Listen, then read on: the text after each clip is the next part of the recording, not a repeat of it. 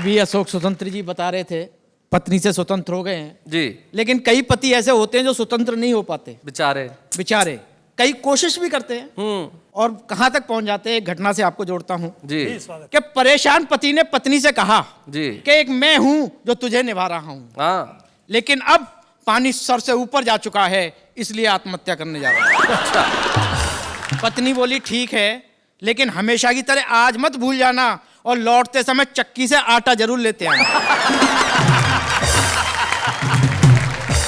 कई बार ऐसा होता है कि पत्नियां भी दुखिया जाती हैं जी कि दुखियाई पत्नी ने पति से कहा कि तुम रोज रोज नदी में छलांग लगाने की कहते हो, एक बार भी लगाई?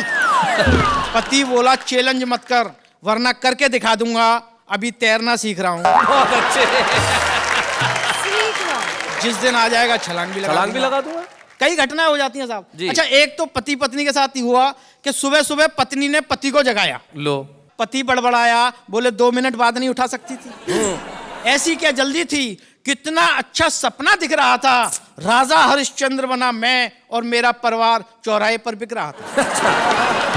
पत्नी बोली फिर 2 मिनट में वहां कौन सी तुम्हारे लिए रोटी सीख लेती? मैं बोला बेवकूफ, 2 मिनट में रोटी सीखती ना सीखती पर कम से कम तू तो बिक लेती। सूर्य कुमार पांडे जी, पत्नी की बड़ी बात कर रहे हैं, आप कुछ कहना चाहते हैं? क्यों नहीं, इनका मैं इतना पत्नी पुराण सुन रहा हूँ। जी। अशोक शर्मा जी, आप कितनी मोहब्बत करते हैं, मैं तो ये कह रहा हूँ आप इन्हें देखिए और सुनिए। कितना शरीफ शख्स है, हाँ। पत्नी पे फिदा है। कितना शरीफ शख्स है, पत्नी पे कितना फिदा है। शरीफ शख्स है, पत्नी पे फिदा है। उस पे कमाल ये है कि अपनी पे फिदा है। अपना ही माल है, फिदा भी होना चाहिए उसमें। सही बात है। बड़ी बड़ी घटनाएं हो जाती हैं साहब। एक तो मुझे याद आ रहा है कि एक पति तैयार होके बिल्कुल नए से कपड़े पहन के जैसे ही निकला वैसे ही पीछे से पत्नी ने पकड़ लिया। बोले कहां जा रहे हो? पति को गुस्सा आ गया, बोला मरने। बोले फिर नए कपड़े पहन कर क्यों जा रहे हो? सही बात है। अच्छा, मैं तो बड़ा छुप के निकलता हूं जी। लेकिन एक बार छुप के निकल रहा था तब भी पकड़ लिया। बोले कहां जा रहे हो? मैंने कहा 1-2 घंटे के लिए बाजार जा रहा हूं घूमने। बोले कहीं नहीं जाना, सब्जी मंडी चलना है। अच्छा। पत्नी के साथ सब्जी मंडी चला गया। मैंने देखा सब्जी मंडी में सब्जी वालों के बीच में एक डॉक्टर की दुकान थी साहब। अच्छा, डॉक्टर की दुकान। हाँ। अच्छा, मुझे बड़ा अटपटा लगा। मैंने सब्जी वाले से बात कर रहा हूं, आप कविता का आनंद उठा। जी। एक बात समझ में नहीं आई श्रीमान, सब्जी मंडी उसमें डॉक्टर की दुकान। हाँ। वाह। सब्जी की दुकान पर इक्का दुक्का और डॉक्टर की दुकान पर भीड़ भड़का। हाँ। हमने डॉक्टर से पूछा इसका कारण बताएंगे? वह बोला आइए विस्तार से समझाएंगे। अच्छा। ये पहला मरीज हाँ। अपने आप ही मौत से जूझ लिया था। हाँ। राह चलते चलते भिंडी का भाव पूछ लिया था। बहुत अच्छे। बहुत बढ़िया। भाव सुनते ही भुन्न हो गया, इसका आधा हिस्सा सुन्न हो गया। अच्छा, बहुत अच्छे। अच्छा है। और इसने सब्जी मंडी में आकर अपनी जान को आफत लगाई है। सब्जियों के भाव से ज्यादा इसका ब्लड प्रेशर आई है। बहुत अच्छा। यह जन्मजात लोभी, स्वाद में खा गया आधा किलो गोभी। अच्छा। अब 80 रुपए का भाव सुनकर सुबक रहा है, आधा किलो गोभी सुबह से हुबक रहा है। बहुत बढ़िया अशोक। ये सरकारी बाबू सब्जी मंडी में भी अपनी दादागिरी दिखा रहा था। जब मांगने पर धनिया नहीं मिला तो जबरन उठा रहा था। कुछ दुकानदारों ने मिलकर इसे कपड़े की तरह निचोड़ दिया। जिस हाथ से धनिया उठाया था वो हाथ ही तोड़ दिया। ये मोटी महिला कल जब सब्जी वालों की गैल गई तो कटहल का भाव सुनकर मटर के दानों की तरह फैल गई। क्या बात है भाई, वाह वाह वाह। कटहल का भाव सुनकर मटर के दानों की तरह फैल गई। इसका शारीरिक संतुलन ही बिगड़ गया, मिर्गी का भयंकर दौरा पड़ गया। अच्छा। जब चमड़ा भी किसी काम ना आया तो लोगों ने इसे लहसुन सूंघाया। हाँ। और ये भी कमबख्त फैंटी लहसुन सूंघते ही उठ बैठा। ये साथ में सब्जी वाला आज सुबह ही मेरे पास आया है, साथ में अपने नौकर को भी लाया। अच्छा। कहता है कि इसने मेरा 100 ग्राम हरा चना और 1 टमाटर खा लिया है। आप इसकी इंडोस्कोपी कीजिए और इसके पेट में यंत्र डालकर बताइए कि इसके पेट में और क्या क्या। अच्छा। ये जो बोरा खड़ा है इसमें मलेरिया का मरीज पड़ा है। यह सर्दी से कम सब्जियां देख देख कर ज्यादा कांप रहा है। क्या बात है। भाग कर आया था इसलिए अभी तक कांप रहा है। बहुत अच्छे। ये हार्ट का मरीज 3 हार्ट अटैक के बाद भी जिंदा है, भगवान की देन है। फिर भी कम वक्त प्याज का भाव सुनने के लिए बेचैन। बहुत अच्छा। वो जिसके हाथ में दुनाली है, हाँ। उसके बेटे से किसी ने 700 रुपए की सब्जी छुड़ा ली है। ओहो। तब से वह बंदूक लिए ढूंढ रहा है, जिसने छुड़ाई है उसे ढूंढ रहा है। इतने बढ़िया श्रोता हैं, कविताओं का आनंद ले रहे हैं जी। लेकिन कई बार श्रोता एक ऐसा ठस सामने मिल जाता है कि हंसकर ही नहीं देता। हाँ। एक कवि सम्मेलन में हमने आधे घंटे तक हास्य कविताएं सुनाई, लेकिन एक श्रोता को हंसी नहीं आई। हाँ। हमने पूछा क्या बात है जनाब, वह बोला मानसिक तनाव। अच्छा।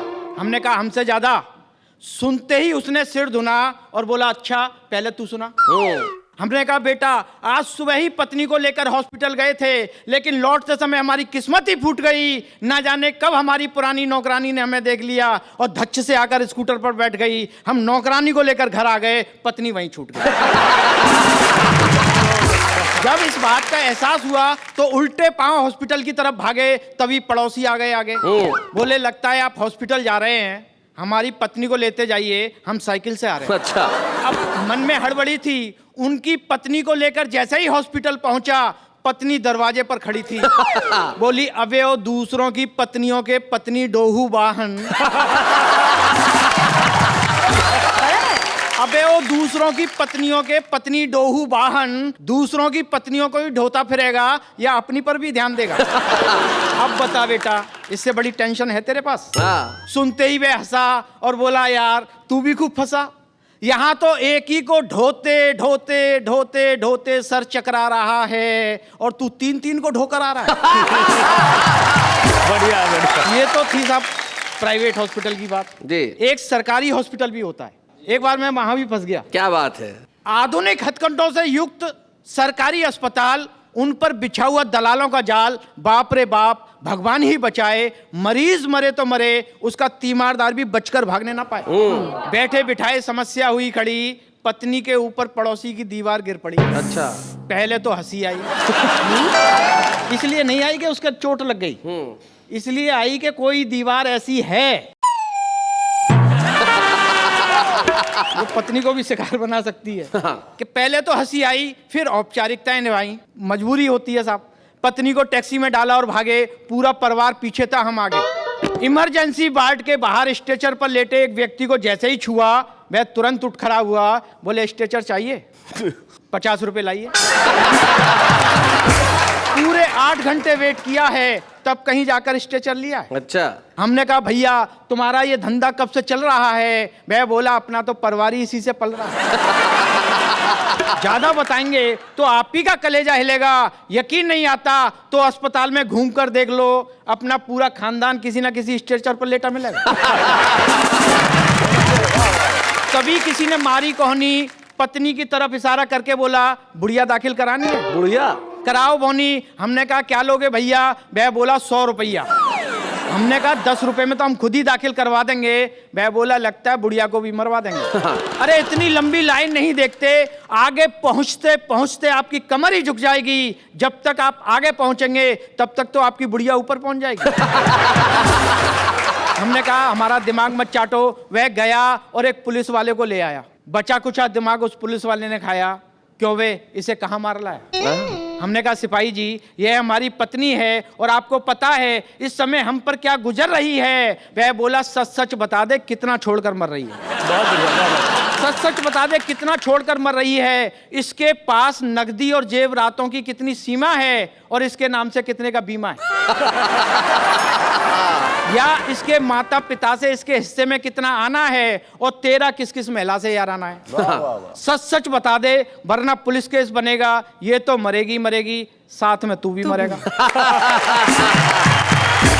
अंदर जाकर देखा तो यह भी सच था, पूरा हाल मरीजों से ही खचाखच था। किसी का मरीज कहीं था, सामान कहीं था, पांव रखने को स्थान भी नहीं था।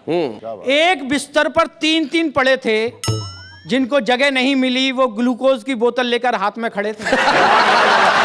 एक व्यक्ति मारे दर्द के तड़फड़ा रहा था, लेकिन डॉक्टर नर्सों के साथ गप्पे लड़ा रहा था। ओए होए। और दूसरा मरीज की हालत हद से ज्यादा बिगड़ रही थी और नर्स टीवी के आगे बैठी मैगजीन्स पढ़ रही थी। बहुत अच्छे। एक अन्य मरीज के सिरहाने खड़े दो व्यक्ति आपस में बतिया रहे थे। बोले यार लगता है अब ये भी जाने वाला है, इसके लिए भी स्ट्रेचर लाना पड़ेगा। दूसरा बोला ना, ये जो ट्रॉली खड़ी है ना, इसी से काम चल लेगा।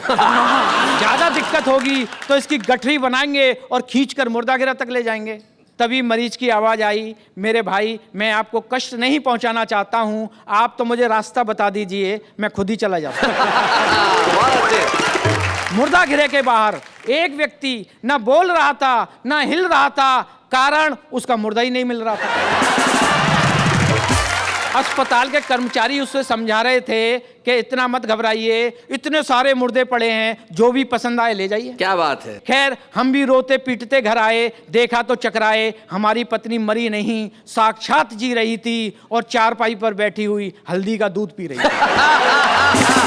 बहुत अच्छे। तब से हमने फैसला लिया और ये कसम ली कि आज के बाद इस चक्कर में कभी नहीं आएंगे और अब के हमारी पत्नी मरे या जिए, लेकिन भूल कर भी सरकारी अस्पताल नहीं जाएंगे। क्या बात है। बहुत। किसका है भाई साहब ये? हमारा भैया, ये हमारा कोरियर है। अच्छा। हाँ तुमने मंगाया था? हाँ भैया, अपने डिफेंस के लिए मंगवाया है। अशोक शर्मा जी, आप पतियों की तरफ से आए हैं, ऐसा इन्होंने अभी अभी मुझे जानकारी दी। तो इससे पहले कोई और बोले, यहाँ सबको बोलने की बड़ी बीमारी है। आप शुरू हो जाओ, जरा जोरदार तालियां।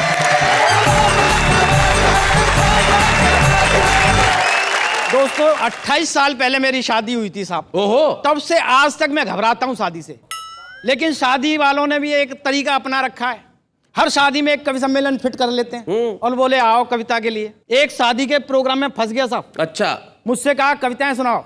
सामने खाना पीना चल रहा था, ऐसी एक बहन जी खड़ी थी। ऐसी बहन जी? हाँ। बहन जी। मैंने उनसे कहा बहन जी गोलगप्पे खा लूं? हाँ। वो बुरा मान गई, बोले पहले कविताओं से निपट लो। हाँ। इधर मैं कविताओं से निपटा, उधर उन्होंने गोलगप्पे निपटा दिए। अच्छा। लेकिन खाने का मन था कि एक दिन हमने खाने के लिए गोलगप्पे छान मारे दिल्ली के चप्पे चप्पे। अच्छा। तब कहीं जाकर गोलगप्पों के स्वाद लिए, साथ में कई अनुभव भी प्राप्त किए। एक व्यक्ति अपनी पत्नी का हाथ अपने हाथ में बांधे चल रहा था, बाजार वालों को खल रहा था। हमने पूछा भैया आपने इसके हाथ में अपना हाथ क्यों बांधा है, जबकि ये पागल तो दिखाई नहीं देती है? वह बोला क्या बताएं भाई साहब, जहां भी गोलगप्पे देखती है दौड़ लेती है। एक महिला काफी समय से गोलगप्पे खा रही थी, दूसरी उसका हाथ पकड़कर हटा रही थी। और कितना खाएगी, क्या इसका खोमचा ही निपटाएगी?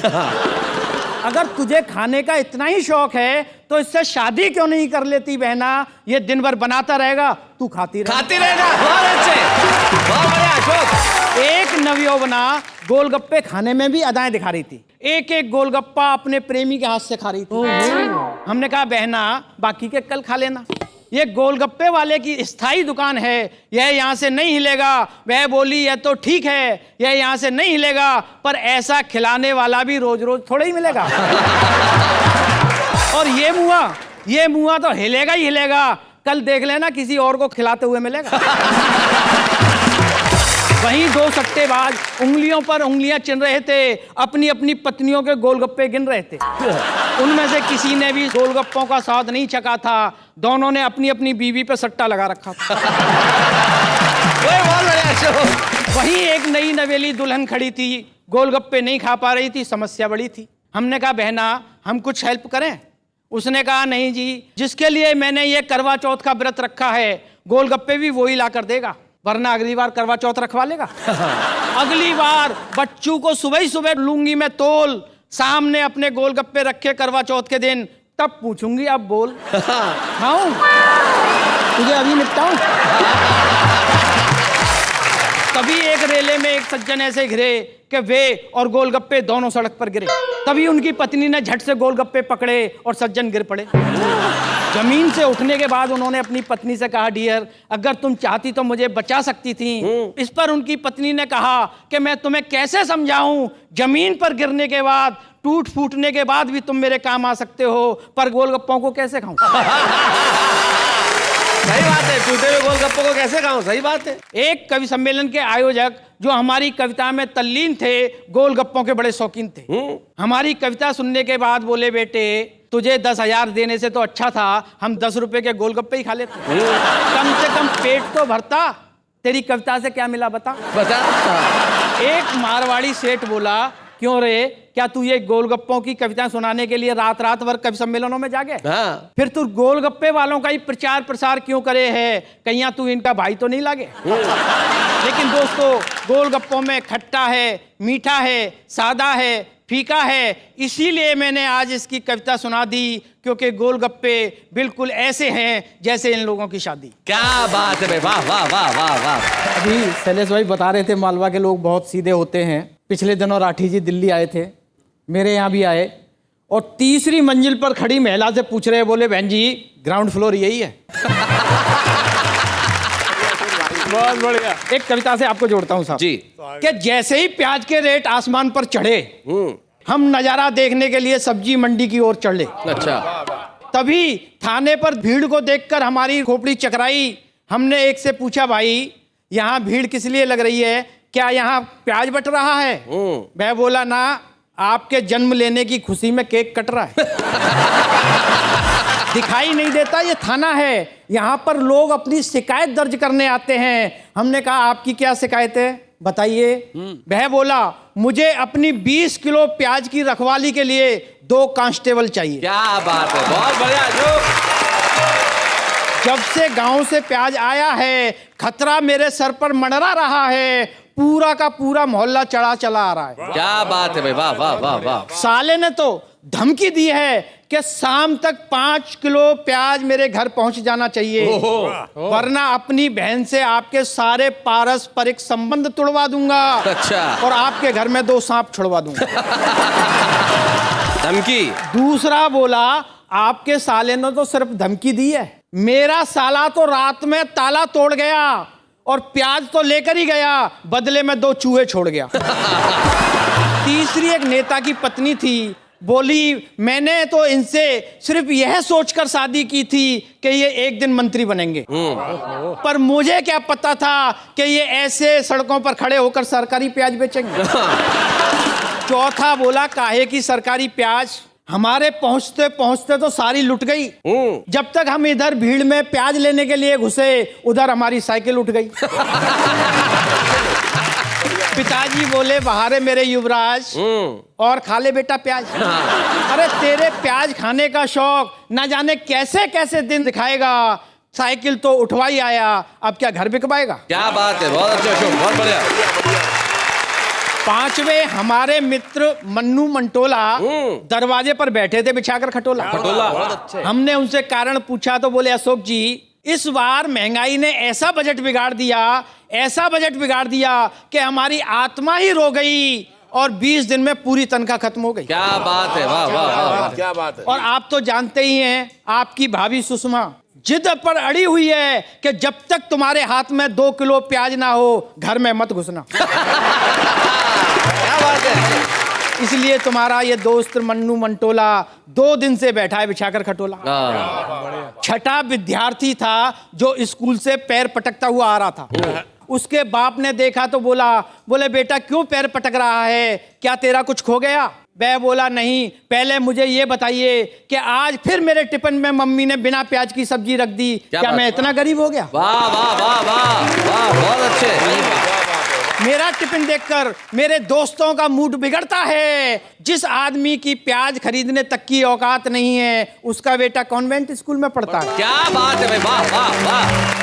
क्या बात है? 7वें ने विदेश जाने से पहले अपनी माँ से कहा, माँ यकीन मान, तेरा बेटा एक ना एक दिन तेरे दूध का कर्ज चुकाएगा। माँ बोली, बेटा अब तू जा ही रहा है, इसलिए इस बात को गंभीरता से मत लेना, और दूध का कर्ज चुकाए या ना चुकाए, लेकिन प्याज का कर्ज चुका देना। बहुत अच्छे। हमने अपने मित्र से पूछा, यार कल तुम अपने लड़के के लिए लड़की पक्की कराए? वह बोले, यार हम तो लड़की देखने गए थे, लेकिन सबको पसंद आ गई, इसलिए वहीं से 2 किलो प्याज खरीदे और उसकी गोद में धराए। बहुत अच्छे। 9वां एक बैंक का अधिकारी था, मुझसे बोला, अशोक जी हमारे ग्राहक तो हमें जीते जी पंखे पर टांग रहे हैं और होम लोन की तर्ज पर प्याज का लोन मांग रहे हैं। क्या बात है, वाह वाह वाह वाह वाह, बहुत अच्छे। कुछ ग्राहक तो चोरी छुपे अपने बैंक लॉकरों में प्याज धर धर कर जा रहे हैं। अच्छा, हमारे बैंक को पूरा प्याज घर बना रहे हैं। क्या बात है, बहुत अच्छा। अंत में मैं सोचने लगा, यार आज का आदमी अपने बच्चों के मुंह से ये प्याज का स्वाद नहीं छीन पा रहा है, इसलिए चाहे जैसे भी चाहिए किसी कीमत पर प्याज खरीद कर बच्चों के लिए ला रहा है। क्या प्याज बात खरीद है, कर वाह बच्चों के लिए वाह ला रहा है। वाह, बहुत बढ़िया।